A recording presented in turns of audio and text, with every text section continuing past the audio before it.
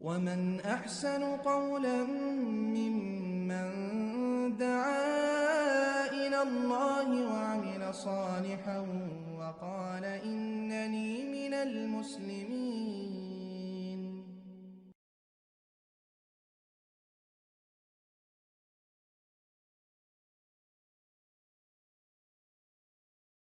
ওয়ালাইকুম আসসালাম রহমতুল্লাহি বারাকাতুহু। ভাই জিজ্ঞাসা করেছেন যে নবী করিম সাল্লাল্লাহু আলাইহি ওয়াসাল্লাম বলেছেন কোনো ব্যক্তির জন্য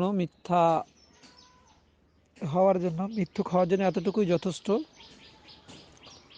যে সে যা শুনলো তা অপরের নিকটে বর্ণনা করলো, এটাই যথেষ্ট।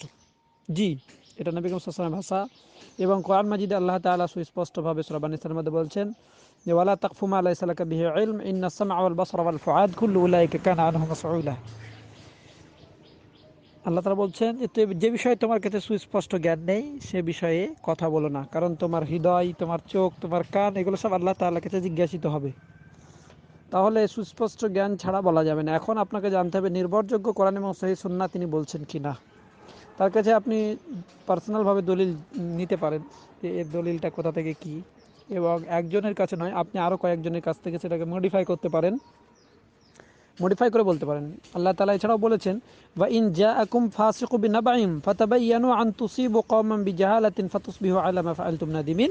এটা বলা হয়েছে জাহিল বা ফাসিক ব্যক্তি কোনো একটা কিছু নিয়ে আসলো আর সেটাকে তোমরা ভেরিফাই না করে সেই সংবাদকে তোমরা গ্রহণ করো না। তো নবী করিম সাল্লাল্লাহু আলাইহি ওয়াসাল্লামের পক্ষ থেকে আপনি দ্বীন নেবেন, যার উপরে আমল করে আপনি জান্নাত লাভ করবেন, সেটার জন্য আপনাকে ভেরিফাই করতে হবে। আল্লাহ তাআলা ভেরিফাই করার অনুমতি দিয়েছেন সূরা নাহলের মধ্যে যে ফাসআলু আহলা যিকরি ইন কুনতুম লা তা'লামুন বিল বাইয়িনাতি ওয়াস সুবুর। এমনি এমনি শুনে নেওয়াটা ঠিক নয়। তোমরা সুস্পষ্টভাবে তার দলিল নাও, গ্রন্থ নাও, জানার পরে সেটার উপর আমল করো।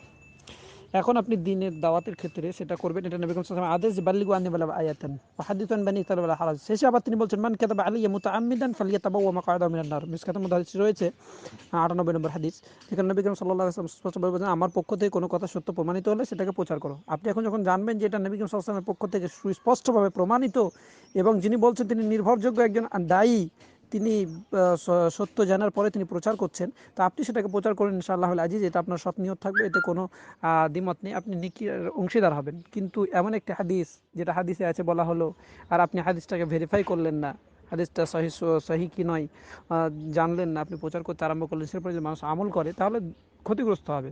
সেই প্রচারের কথা এখানে নবী করিম সাল্লাল্লাহু আলাইহি ওয়াসাল্লাম বলেছেন, যেটা নবী করিম সাল্লাল্লাহু আলাইহি ওয়াসাল্লামের উপরে মিথ্যারোপ করা হয়েছে আর সেটা ভেরিফাই না করে সেটা প্রচার করা হলো, শুনে শুনে বলে দেওয়া হলো, তাহলে সে মানে মিথ্যুক, তার জন্য এতটুকুই যথেষ্ট, এটাই বলা হয়েছে।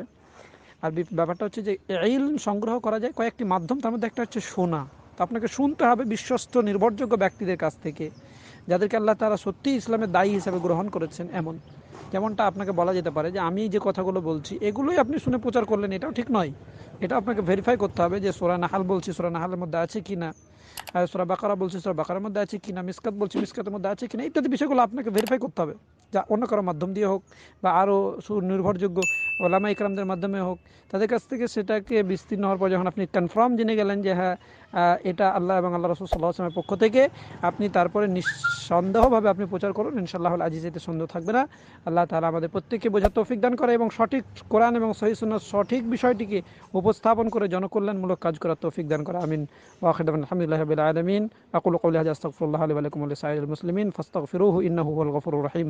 আসসালামু আলাইকুম ওয়া রাহমাতুল্লাহি ওয়া বারাকাতুহু।